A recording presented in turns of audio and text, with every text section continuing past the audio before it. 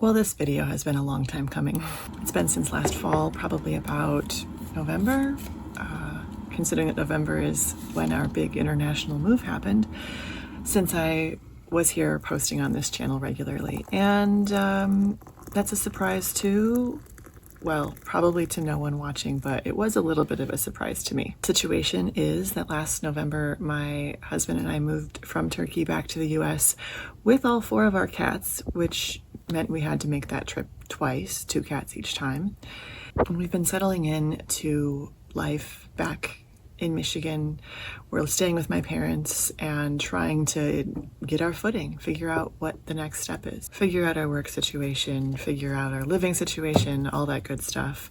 Because yes, another fun thing that happened last November is that I lost my job. So pretty much everything has been up in the air during this period of transition. That means, of course, that all of those sorts of daily routines that I rely on to sustain my creativity, to make me feel like I have a creative well to pull from, they've kind of fallen apart and are being put back together in a very different way. It has also meant learning to be a little more gentle with myself, because the me that left Turkey at the end of last year, just before that big move happened, the version of myself that I was really thought that all of these big goals I had could just continue as if nothing had changed, that I could just easily, set high word count goals and just knock them out of the park.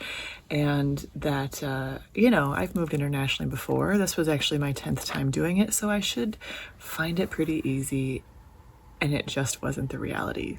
It just turns out that it doesn't get easier with time and experience. It might actually get harder, because the more fossilized you are in your routines, the harder it is to shake everything up. So writing has been happening in kind of like fits and starts. There was a brief chunk of time there where I think I did almost a 3-day 30K. I wrote a bunch of words. I finally finished a project that had been really giving me some grief for a long time, taking a lot of effort to pull it out.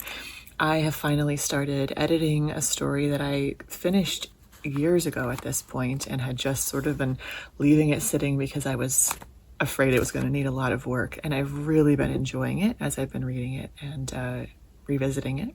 And I've also started a new writing project, a new drafting project, which I'm really excited about. And I have a cover designer lined up. We're going to be talking really soon about those covers. And it's someone I've worked with before whose work I really love. And I'm excited to see how she brings this setting and these characters to life. I'll say more about that all later, because it is something a little different for me. So all of these things feel very exciting, and there's always the temptation to want to just go and do all of it and think, there's so many books I want to write, and if I could just write 10,000 words a day, I could easily knock them all out of the park.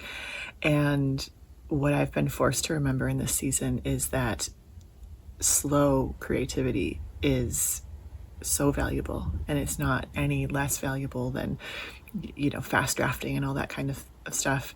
It has to match the energy level that you have. It has to match how much creative input you're getting, because you can't really do a ton of output if you're not getting some solid quality input. And even though I have this tendency to want things to be fast, because I have this mindset that I need to write quickly, a first draft especially, because that's sort of how I outrun the inner critic. It doesn't mean everything has to happen quickly. And it doesn't mean that if I need to take time away and I need to, go through a big life change, that the projects are going to slip away. They're going to fall away, and they're not going to be there waiting for me when I come back.